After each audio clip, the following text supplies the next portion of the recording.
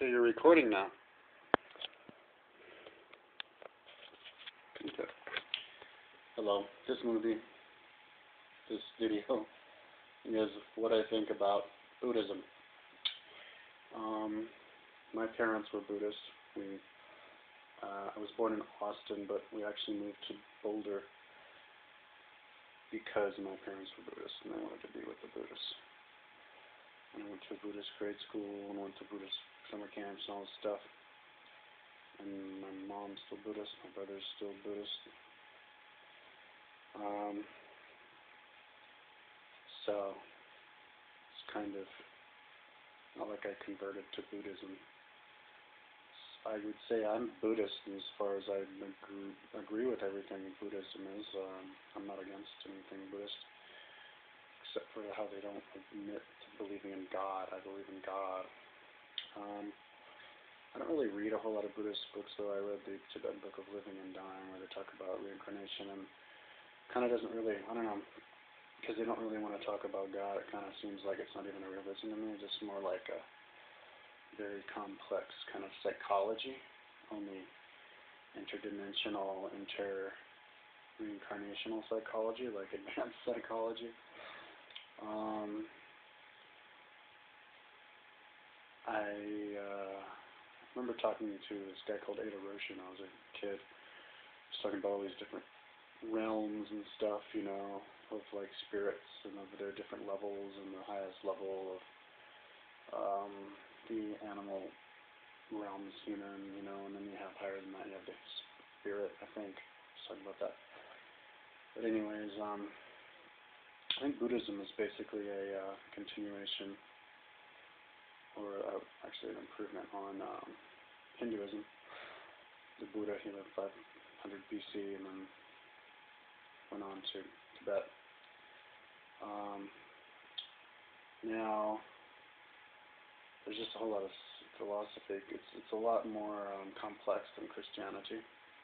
Christianity is just way watered down. There's not really a whole lot that you can say. I mean, in a way, that's a good thing.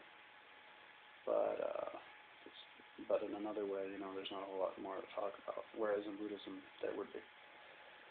I remember I went to Lhasa and I saw all of the different monks arguing with each other and slapping their hands and debating, and that's great. I don't think, you know, Christians do that so much. I don't know what they were talking about, but there are a lot of interesting Buddhist books out there. Like, my brother tried to turn me on to one, like, about some guy who was acting all crazy, some like Buddhist guy back in the day who was acting all crazy just to piss off all the dogmatic monks who were getting all pious and stuff, and that was kind of funny. But as far as what Buddhism means to me is just the simple, I like to make stuff simple, just the meditation aspect of it. I did the Vipassana meditation like 4 times. And that's interesting. For 10 days, you get up at 4:30 in the morning, and then you meditate until like 10 o'clock at night or something like that. And you just trying to pay attention to just this area and then different parts of your body, up and down, and then maybe you can feel your whole body a couple times every time, like towards the end of the retreat, you know, like on the 8th day for like an hour or something, or sometimes just for a few minutes. You feel Kundalini, which is where you can sit perfectly straight without any effort at all. And you feel all the energy just flow from down up to you and past your head. And it's very blissful feeling, and you know, you feel like you can be happy anywhere in the world and do anything, you know, be in a jail cell and be happy. It's kind of like when you're super fit, you can be anywhere, you know, do anything, you know, because you feel good physically. But, you know, that's only temporary, because what you're doing is you're just you're letting out all of the bad karma. You know, when you're first meditating and not thinking, you feel good, but then you kind of stir up all the darkness down below, and it comes up, and then it has to leave, you know, and when it leaves, it's uncomfortable, because it's kind of like when you're out of shape, you know, and then you exercise, and the first couple of weeks of the exercise, it's like the exercise actually isn't fun. Doesn't feel good because you're getting rid of all the toxins in your body. But then once you get used to it, you know, the exercise feels good, and then you actually become addicted to the exercise, and you love the exercise until, of course, maybe you would have your good days and bad days, because maybe you would release some deep toxin in your muscle or something one day, and it wouldn't be fun or whatever. And it's kind of the same thing as the meditation. And it's interesting how all of these, they're called sankharas, these different, but they're kind of mental, whereas with exercise it would be physical. And it's not just mental, but it's also something I think that could even be interdimensional, life stuff. Like maybe if you did something bad in another life, you actually stored it in your soul, and by meditating in this life, you could finally release that one bad karma. And then when it releases, you know, you kind of have to feel it again while it goes away. And that's why you couldn't let it go away in the first place, because you didn't confront it, and you just packed it away, you know, until later, kind of a thing. Just the same way in like your life, you know, you have to process these papers, and it's like, I'll just throw them on a shelf. And then you finally one day are like, all right, let's open up that shelf and flip through these papers. This isn't fun, but I gotta do it, kind of a thing. But it's interesting how these sankharas come up when you're meditating all sorts of different ways. Like one time, I felt like I had a spider literally taking a chunk out of me, because like for 3 hours in a day, for a whole hour, you're not supposed to move at all, no matter what, because you know these weird sankharas are going to come up, and you have to let them go. It felt like a spider was literally taking a chunk out of the back of my neck. It was so painful. It was like the same feeling.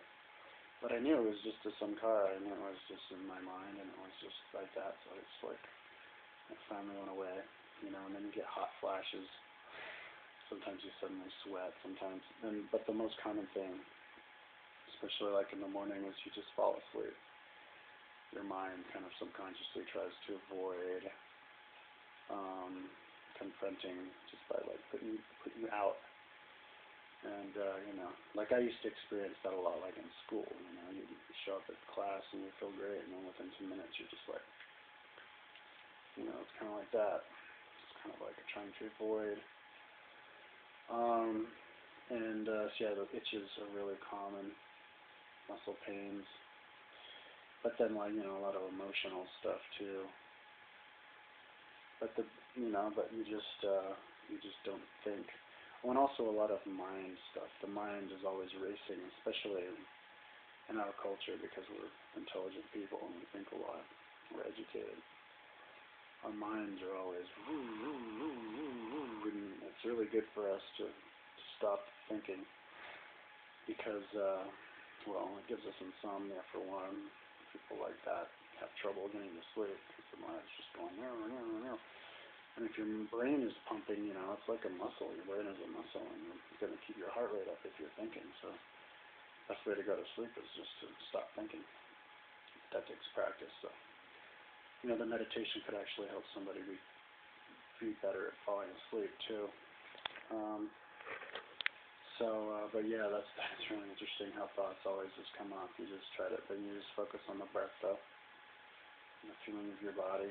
And just paying attention to that, and not the thoughts. And then of course thoughts come and attack you. As soon as you realize that you're thinking again, you just stop thinking. Go back to the breath, and you get better and better at it. But it's a great way to avoid, you know, boredom. Like if you're ever stuck in a situation, you know, like I'd maybe try to utilize some of that in my kayak trip. So that's basically what Buddhism is to me. There's tons and tons of philosophy as well that goes along with it. I'd like to philosophize maybe with my Buddhist family about that. We'd have to get through the God thing first, though.